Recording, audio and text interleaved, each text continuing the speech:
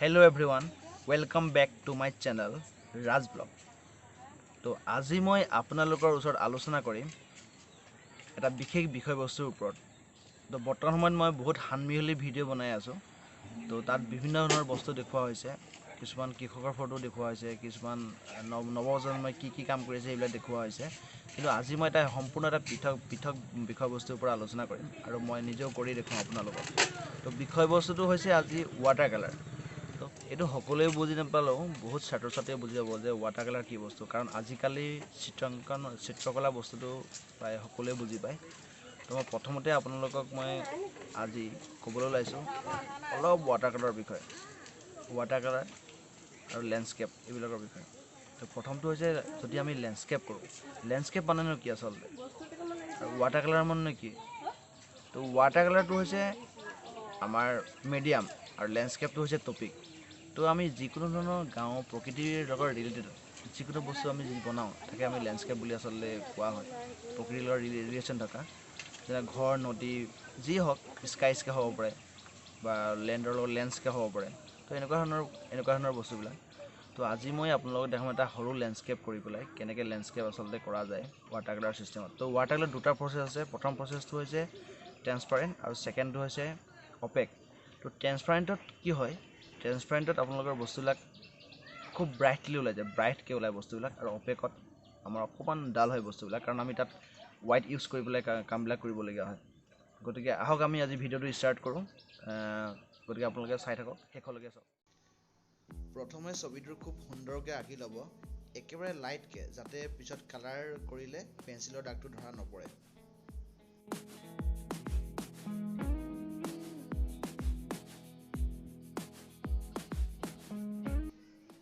এতিয়া আঁকি হোৱাৰ পাছত আমি কালাৰ কৰিম। গতিকে কালাৰটো সদায় ওপৰৰ পৰা কৰিব লাগে। গতিকে আমি প্ৰথমতে স্কাইৰ পৰা আৰম্ভ কৰিছোঁ।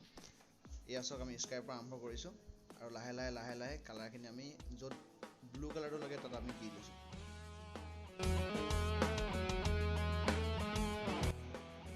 ব্লুৰ পাছত আমি নেক্সট লাইট টু ডাৰ্ক যাম, মানে যেনে ধৰক আপোনালোকে য়েল্ল'টো লাইট কালাৰ, গতিকে আমি য়েল্ল'ৰ পৰা ষ্টাৰ্ট কৰিছোঁ। এতিয়া য়েল্ল', ইয়াৰ পিছত গ্ৰীণ আহিব, লাহেকৈ ব্ৰাউন আহিব, এনেকৈ আমি লাইট টু ডাৰ্ক গৈ থাকিম। গৈ শেষত লাহে লাহে এইটো first turn, second turn, third turn, এনেকৈ ফিনিচিং হ'ব বস্তুটো। গতিকে আপোনালোকে চাওকচোন।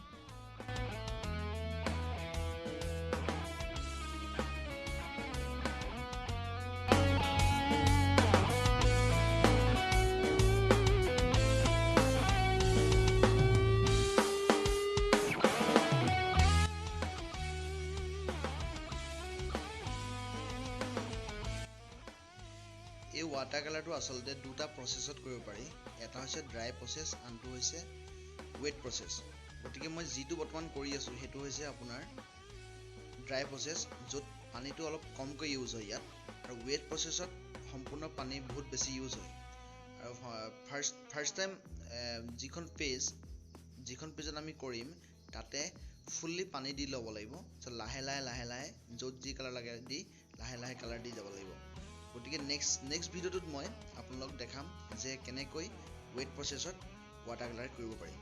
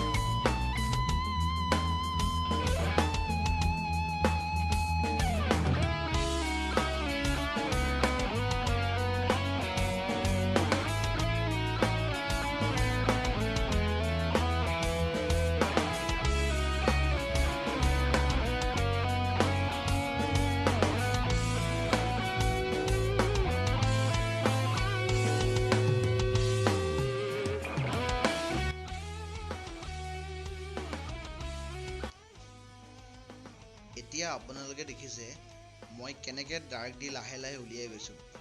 এনেদৰে প্ৰথমতে লাইট দি পিছত লাহে ডাৰ্ক দি আমি বস্তুখিনি উলিয়াই গ'লেই হ'ল।